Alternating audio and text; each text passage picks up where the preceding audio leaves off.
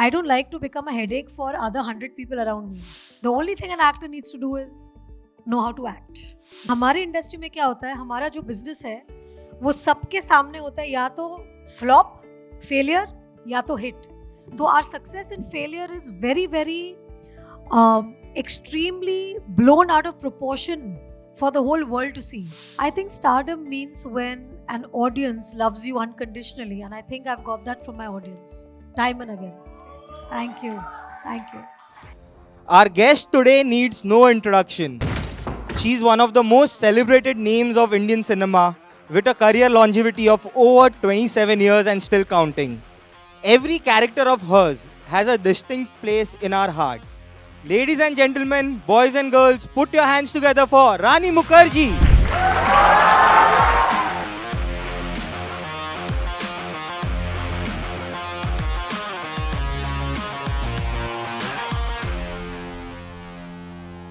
Firstly, ma'am, thank you so much again. It's so good to have you here. Thank you, Amish. Thank you. Ma'am, my first question to you is, this is your 27th year in the Indian film industry. Very few actors in the history of Indian cinema have done this, and you are still growing strong, getting better with every film. What keeps you going? You just had Ms Chatterjee versus Norway, which released this year, which struck the chord with the audience, is a success. People are appreciating the film, performance. What keeps you going after being over here for 27? I think what keeps me going is the love of the audience. I think for me, the fact that I have to each time come in front of my audience and see what their reaction is to my films, I think that is very, very important to me. They keep me going. They basically tell me what I should do, what I should not do, because they're very quick in letting me know whether what works, what doesn't work. So I think to be in touch with reality and also to be understanding what the audience really wants today, I think that is very important for every artist. We can't be delusional. We can't stay in a world of our own. We have to see what the generation today wants out of actors. So that's very important. Actually, that was my follow-up questions. You have been here for 4 decades. You have seen the 90s, 2000s, 2010s and 2020s now. I think you're It's sounding like I'm here forever. I started when I was very young. Don't get very serious with what he's saying. No, so my question to you was, you have seen it all, and I think you're the only one from that generation who is still spearheading films on your shoulders, delivering hit films one after the other and resonating with the audience. You have evolved with times. What, according to you, has established that connect? As I told you, I think it's important to know what an audience is wanting from you, A. Also, it's important to play your age. So obviously when I started in Kuch Kuch Hota Hai, I was merely, I think, 18 or 19 years old. Then I graduated into doing films like Satya and Chalte Chalte when I was about 24, 25, 26. Then I came into an age where I turned 30 and I did roles where I was doing No One Killed Jessica and those kind of roles then. And then I got married, I had a baby, and then I did Mardaani, I did Ms Chatterjee versus Norway. So with each time in my life, the way I've evolved as a human being, the steps that I took personally in my life, which is my personal life, whatever resonated with me personally in my life, that started to show in my films as well. So got a little more responsible with the scripts.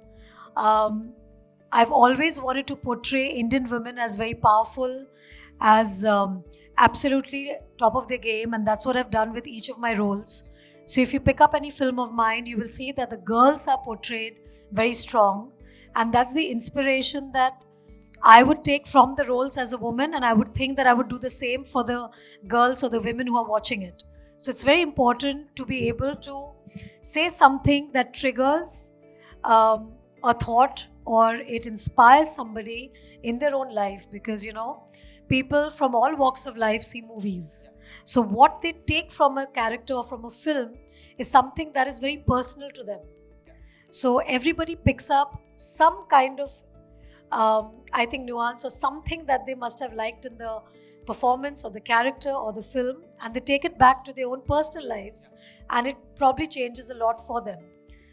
True, absolutely. And I am a 90s kid, and today I am a film journalist because I've grown up seeing so many of your films from the 90s, right? From a Kuch Kuch Hota Hai, Gulam, Black, Veer Zara, or even songs, Aati Kya Kandala or Piya Piya, or so many more, the entire album of Hum Tum. But I want to know, ma'am, what was cinema like for you in your growing up years, and what were the films and songs that inspired you to be an actor?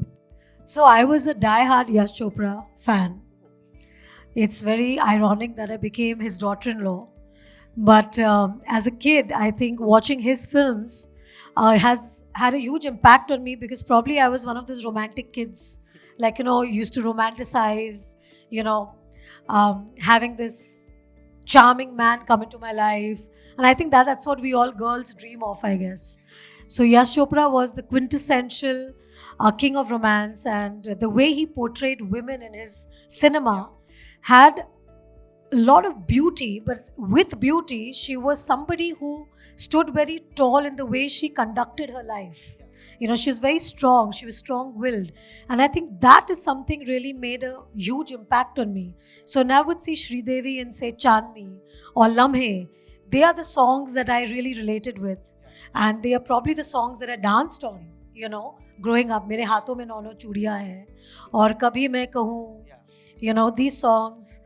I think they're all very iconic songs, Chandni, Tu Meri Chandni. That's And just those films, and of course growing up watching Madhuri Dixit, the way she performed, the kind of grace, the kind of body language, and the kind of beauty they used to get with just their persona on screen. I think that is something that I grew up watching.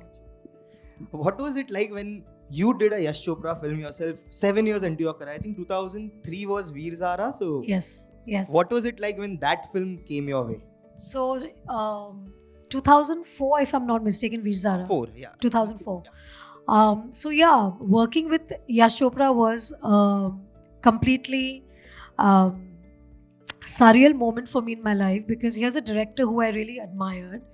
And then I watched him on set, and he was really childlike. Like he was, when he directed Veer Zara, I'm sure he must be in his 70s. But he was the youngest man on set. And the way he used to be passionate about cinema, he was equally passionate about food. And I love the way that he gave importance to food. So every day after we discussed the scene of the day, the discussion was, what is there for nashta? And I think that was very, very shocking to me, because I saw a man and I realized people who love food are really passionate. And I completely related with that, because I'm from a Bengali family and we're all about food all the time. We're only talking about food. And here I meet a Punjabi filmmaker who's also obsessed with food. And I think that really got me going, that here's a man who is Mr. Yash Chopra, who does not take himself so seriously. He's on set. He's the youngest man on set, and he is very nonchalant, So it's not as if he is, trying to get the best shot out of you, so he's serious or anything. He's absolutely normal, not taking himself too seriously. And I think that is what really inspired me about that man. And I said, maybe because of this, his actors are so much at ease when they're shooting, that they give their best, because they have a director who's not really intimidating them, but actually treating them like his own, as his own children, and really making them feel comfortable.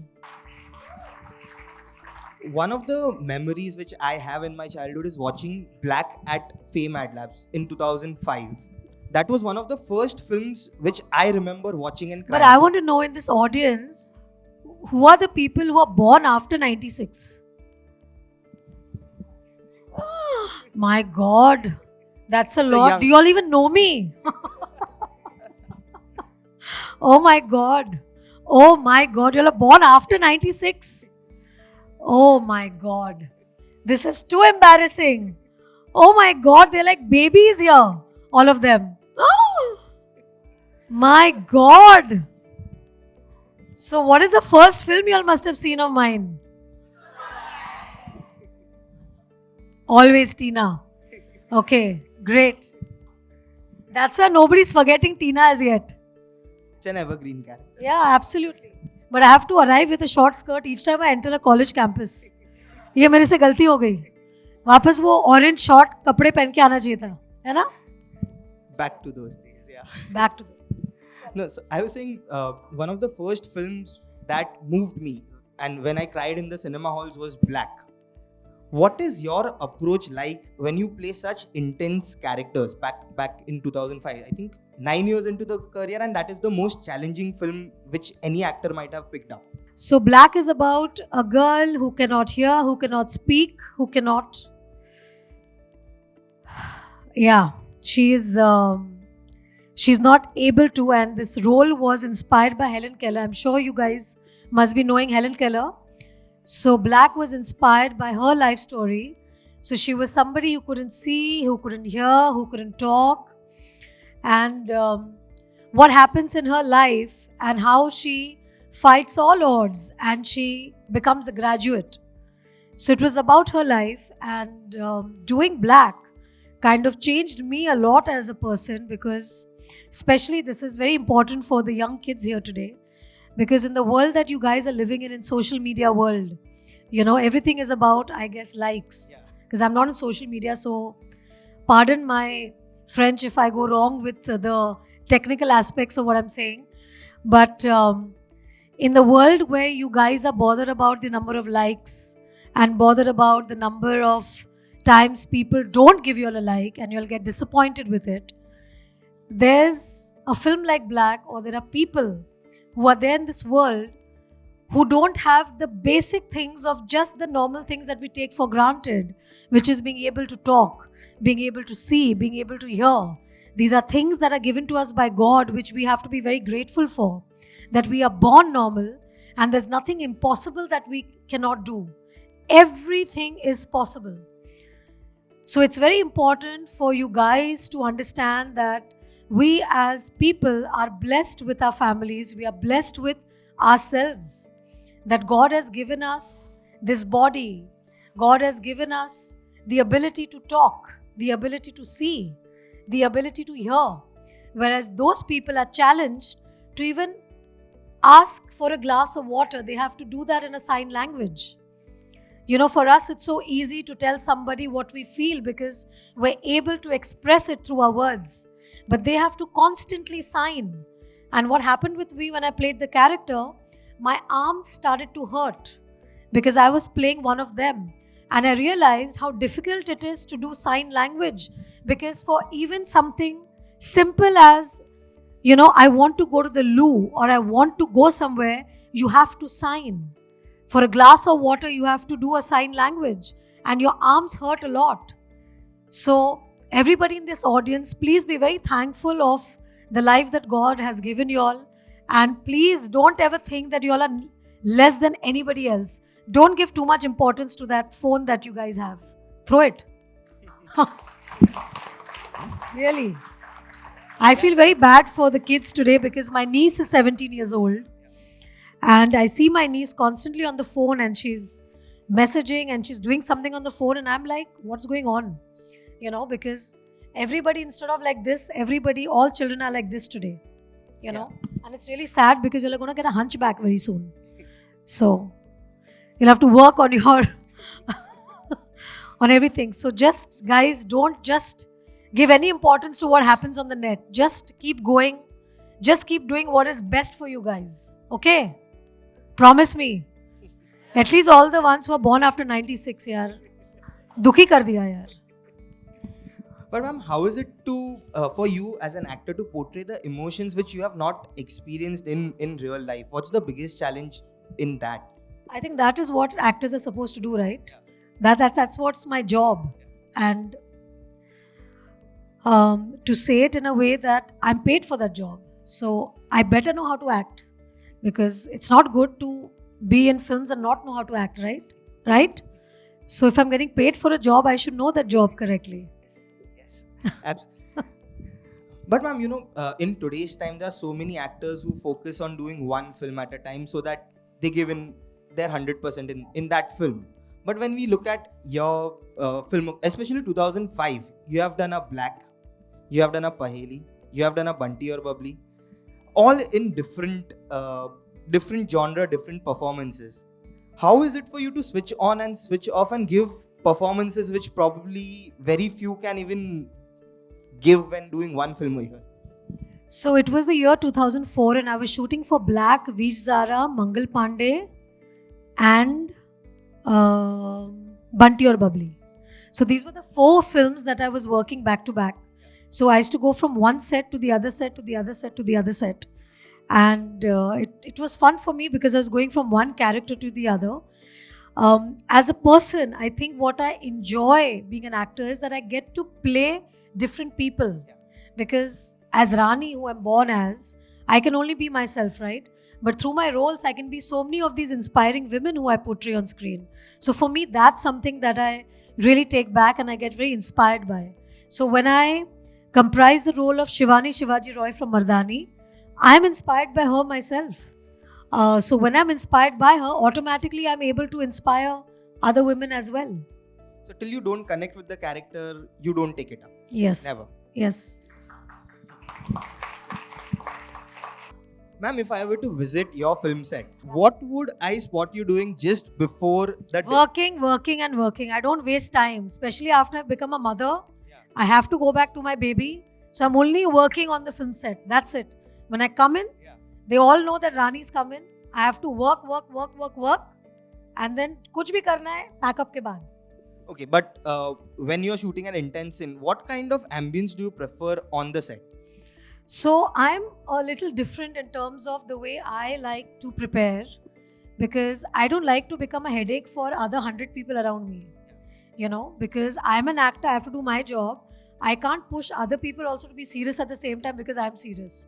So I like to do what they want to do and they have to have a good time.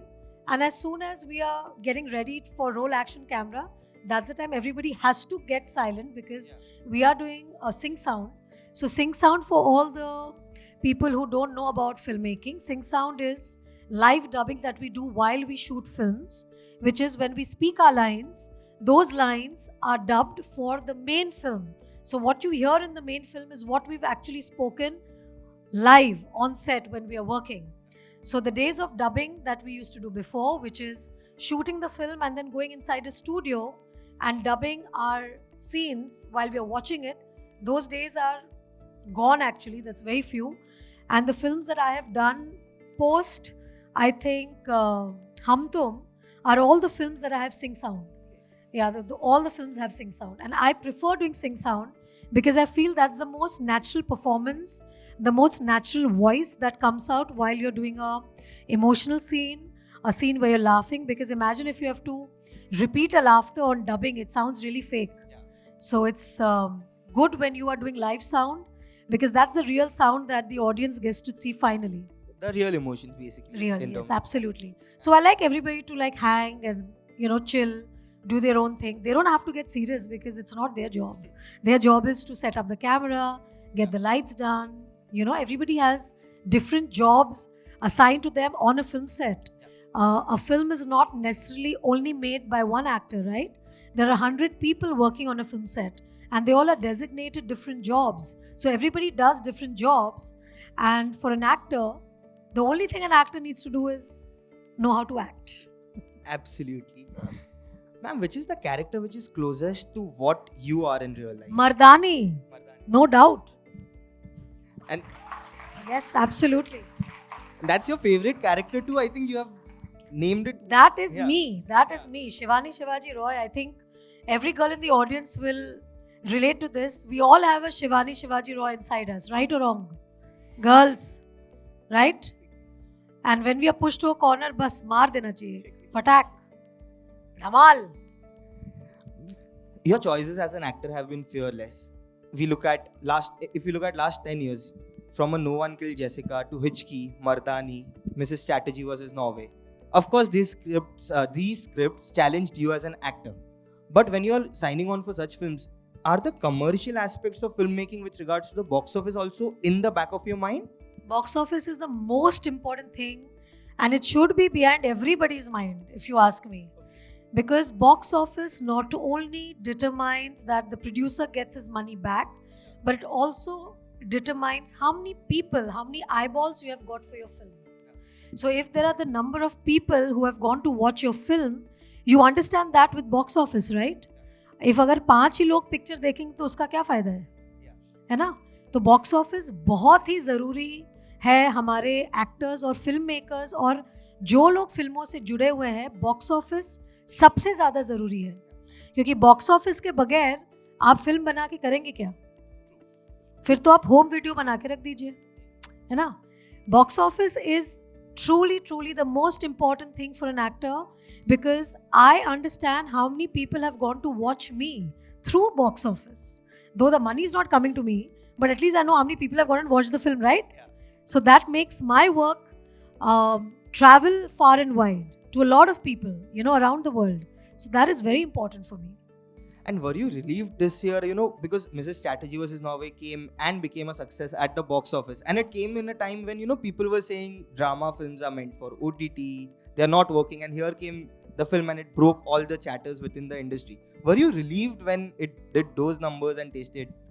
Of course, because for an actor, the validation comes in through box office numbers, we will get an opportunity to do another film only because we know that an audience wants to watch you. If you do get indication from an audience that they have rejected your work or rejected a film, you get a nuance and you get to understand that probably maybe they don't want to watch you. So a box office success validates the fact that you can go ahead and do another film, which is very, very important for at least an actor like me. Because when I was getting married, they said, oh my God, you're getting married. Maybe the roles will be far and few. And then I had a baby. And then they said, oh my God, now the chances are completely bleak. And I shattered all of that. So it doesn't matter whether a woman is married, has a baby. If you're good at your job, if you're good at your work, you will get work. Absolutely. And your audience will watch you. And it's also important to never give up your work, because that's something that my husband reminded me after I had my baby. So I obviously had my baby when I was, I think, 37 or 38, which is very, very late, and I was completely consumed in my child, because at 37, when you have a baby, you feel you're the only mother who's given birth to a child. You see, you start feeling very special and you start feeling as if the child is the only one that is born to humankind and mankind. So I was so completely immersed in my role of motherhood, so to speak, that my husband nodded and nudged me and said, hello, you are Rani Mukerji, you need to go back to the Arclights. You can't do this. Your child is born, she'll grow up, she'll have her own life, but you cannot forget who you are. Your fans are waiting for you, so you need to go back to work. And that's when I did Hichki when my daughter was 14 months. Yeah. So I think that's something that we all women should always remember. There are young girls in the auditorium here today. Take your time. Don't be in a hurry to get married. And do something with your career, with your life. Make yourselves proud before making anybody else proud. And be absolutely independent before you take the plunge, because it's very important for your man to also respect who you are. And if I'm not mistaken, today's men like women who also work. You want your woman out there not to just keep waiting कि चलिए जी आपका खाना तैयार है, कभी आ रहे घर में, ये नहीं चाहिए ना. You want your woman also to go out, work and have an equal relationship in your married life. Absolutely. There's no two way on that. I think that's the way forward in the society. So it's important to have supportive husbands as well. So all you boys, promise me you all are going to be supportive husbands to your wives, to your future. अरे हाँ तो बोल दो. हाँ, सब चुप बैठे हैं. Ma'am, every actor has conviction about the kind of work they do. Have there been instances where you felt a film won't do well and it did well? And have there been instances where you felt a film will do well but didn't do? ये ज़्यादा होता है. Okay. ये second वाला ज़्यादा होता है कि हमको लगता है कि बहुत चलेगी और फिर चलती नहीं है. क्योंकि see, as an actor, as a team, as all of us, we always strive to make the best film. We don't start making a film thinking कि ये फिल्म बहुत बुरी होने वाली है या ये लोगों को पसंद नहीं आने वाली. हम करते ही ये फिल्म ताकि लोगों को पसंद आए, क्योंकि हम ऑडियंस के लिए तो करते हैं काम. तो जब ऐसा मौका आता है कि इतना मेहनत किया इस फिल्म के ऊपर, अरे ऑडियंस को पसंद नहीं आई, लेकिन तभी we have to introspect and understand what did the audience like about the film. Did they not like the story? Did they not relate with the story? Were they not entertained? Was it boring? Did it not engage the audience? So these are all questions in retrospect you have to ask. You know, you have to analyze. But which film surprised you the most? If you have to name one. यार ऐसे थोड़ी ना बोलते हैं, openly ऐसे नहीं बोलते camera में, नहीं, कुछ चीजें तो खुद के लिए रखनी पड़ती है ना. But ma'am, इमेज सब कुछ उगलवाना चाहता है पिंक विला के लिए. But one thing which I strongly believe is there may be a good film or a bad film, but there will never. There can be a very bad film also, and there can be an excellent film also. Yeah, correct. In extremes, basically. Yes. But I have never heard anyone say that there was a bad Rani Mukerji performance. Every performance. Wah, Himesh, wah. Love you. Thank you. Yeah. Like I said in the introduction, every performance of yours has a place in the heart of the audiences. So my thing is, when a film doesn't do well, how do you take onto failures? So I think what is important is in our field, our failures and our successes are for all to see. So जैसे लोग की businesses होते हैं ना, कि किसी का business अगर नहीं चला किसी को पता नहीं चलता है, लेकिन हमारी इंडस्ट्री में क्या होता है, हमारा जो बिजनेस है वो सबके सामने होता है, या तो फ्लॉप, फेलियर या तो हिट. तो our success in failure is very very extremely blown out of proportion for the whole world to see. So what is important is that when you have a success, you should not go mad. And when you have a failure, you should not get disillusioned to the extent that it's going to be difficult for you to come out of that. The true spirit of a filmmaker, it's more like being a sports person. You see? So when you participate in a sport, people don't participate in the sport thinking कि मैं last आने वाला हूँ.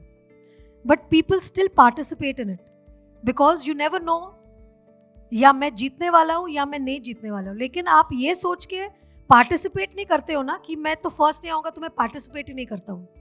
So it's very important for us as film people to participate in our work without thinking about what the consequence will be. Because finally, we cannot judge whether an audience will be entertained with our work or not be entertained. You see, because our single-handed focus is to entertain the audience. हमारा काम क्या है? What is the definition of an actor? An actor is to perform for an audience, whether you perform on stage, whether you perform in cinema, whether you perform on television. Wherever you perform, you're performing for the audience and the claps. Correct. So if you're going to think that नहीं यार वो लोग clap नहीं करेंगे तो हम करते ही नहीं है, तो ये नहीं होता है. You give in your best. So my father said a very good thing to me when I joined the industry. He said, Rani, never be disillusioned by failure and don't be overexcited with success. If you have this balance going, you'll be fine. And that's the balance I have kept. कि मेरी picture जब चलती है मैं पागलों की तरह नाचने नहीं लगती हूँ. मेरा क्या फोकस रहता है, अच्छा अभी मेरी जो नेक्स्ट फिल्म है उसमें मुझे और मेहनत करनी है. जब फ्लॉप होती है तो मेरा सेम रिएक्शन होता है, अरे अभी और मेहनत करनी होती है. तो every time the attitude is I have to work harder, I have to work hard, I have to strive hard, I have to do better than what I have done last.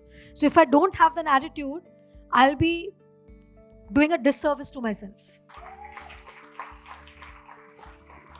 And trust me, my darlings, you will see failures in life, you will see successes in life. But just keep a balance, guys, because that's the only thing that will take you through the cycle of life. Absolutely. You started your last answer saying how we are in an industry where success, failure, everything is splashed out in the open. But you are someone who has stayed away from the social media. I think that creates a lot of intrigue around you and your work as well. But how do you manage to be away? Because everyone in the industry in today's time is wanting validation on that digital world, but you have completely stayed away from it. I think I'm a dinosaur, I think. I'm coming for a different generation, I guess. Because for me, my validation comes through my performance in films. So I don't really care what they think of me, what I'm wearing on my day-to-day life, or what I wear and go to the airport, honestly. What I really care about is what they think about my performance in a film. And I think that's what keeps me going, you know. Thank you. And ma'am, what's your definition of stardom? We have seen so many people speak about stardom, but it has never come from someone who is actually a superstar. who has actually seen all the love from the audience. How do you view the concept of stardom in our industry? I think stardom means when an audience loves you unconditionally, and I think I've got that from my audience time and again. Thank you. Thank you. And it will continue, I'm sure. Better. ये interview के बाद तो और भी बढ़नी चाहिए, है ना? You have done the Mardaani franchise. You are the only female star of our industry who is spearheading a franchisee, and who is spearheading a franchisee which is just going bigger by the day. There is so much anticipation everywhere among the fans for the next part of Mardaani. What do you have to say? When can we see you back in that cop avatar again? I also want to get back soon, but we are finding the boy who I can bash up, na? वो लड़का भी मिलना है ना? नहीं, but to come to a serious note, every film requires a good script, and Mardaani 3 also requires a script which needs to be then made, but without a good script, I don't think there's any point making Mardaani 3. So once we have the right script, I'm sure Mardaani will get made quickly. I hope we get to see that soon. Even I am Yes. waiting. When you're doing a franchisee film versus when you're doing a standalone film, is there an added responsibility, or do you take any additional pressure when you're doing a Mardaani, suppose? Because there's so much expectation, anticipation, and you have to live on to the legacy created by 1 and 2. So to be honest, I think as an actor, you're responsible for your film, whether it's a franchise or it's a standalone project, because each film has your name, has you in it, and an audience expects a certain film out of you, and it's important to give the audience back what they are expecting out of you. So yes, every film is important and every role is important, and every film I'm very responsible towards. Before we move on to fan questions, there are 2 particular scenes in your filmography which I love, absolutely love. One of them is the climax of Mardaani 2, where you're seated on the steps. There's a sense of redemption when you have killed Vishal's character. Yeah. There's so much power in that scene. I think it is one of the most powerful cinematic moments that we have seen in last few years. Could you tell us what went behind the scene to create or to bring that to the spectacle, that particular? So we were shooting in Kota. Kota is a place in Rajasthan, guys. You'll know, right? Yes. So we were shooting in the bylanes of Kota, and we were shooting all night because it was a night sequence. And I had finished beating up poor Vishal with the belt, and it actually wasn't planned. So it was not part of the script. So there was a Durga Ma drawn on one of the homes there. If you see, there is a picture of Durga Ma in that scene, which was actually part of one of the homes that the people had. So when we were in that place where we were shooting the scene, the DOP and myself and my director, we all 3 saw the Durga Ma and we said, oh my God, this is so ironic to have Durga Ma's painting on the wall while we are doing the shot. So we should include this in the film. And I kind of told my director that what I'm feeling right now, there has to be a breakdown, because when you are so charged emotionally and you're so angry, you need to let that out, and normally when we women get angry, our tears start rolling down our eyes. I'm sure you guys must have experienced this. It's a very normal thing that as women we feel so triggered that the first thing that happens is our tears start to roll down when we are extremely angry, when we take Durga's roop or when we take Kali's roop in our life. So it happened with me is that after that extreme anger, I just said that I should just break down here and we should have Durga Ma at the background as a symbolic shot. And I think that really, really made a difference, because that was a beautiful shot. And my director was clever enough to be able to, take that into his being, and he said, this is amazing and we should go for this, and we kind of did it. It was beautiful. I remember there was so much clap even when I watched the film in cinema halls. The audience just were clapping and they were rooting for you. I think that's the biggest victory in any feature film, when people are clapping at the climax. So Absolutely, absolutely. And thank you, all of you guys who have seen Mardaani. Thank you very much for your love. Because a franchise film led by a female is very tough. So I only need the audience's love to make it bigger and bigger and bigger. I'm sure everyone is rooting for the return in 3 as well. And ma'am, there's one more scene that is in Hichki. You have an emotional breakdown in the film where your hiccups don't stop. I think, again, that scene leaves a very different impact when you see it on the big screen. That must have been very difficult to shoot, if I'm... Yeah, so actually, I don't know how many people in the audience know about Tourette syndrome, because I think through Hichki, people got to know that there is something called Tourette syndrome. Because before that, I think a lot of people were unaware that people have a syndrome like this. So when I met a lot of people who had this syndrome, when I spoke to them about their emotional turmoils and what happens with them, what happens to their basic tics, when they are getting heightened emotions. So what happens with their tics is that when they have heightened emotion, whether they're happy or they are sad, the tics become even more uncontrollable. So they don't know when they are coming. It's like very, very erratic. So I kind of use that for that particular scene, because I realized that I had to portray the scene to the way it can be most natural, and very real. So that's why the scene was portrayed the way I portrayed it. And I cried when I saw it. So, Oh my yeah. God. Thank you, Amish. Thank you.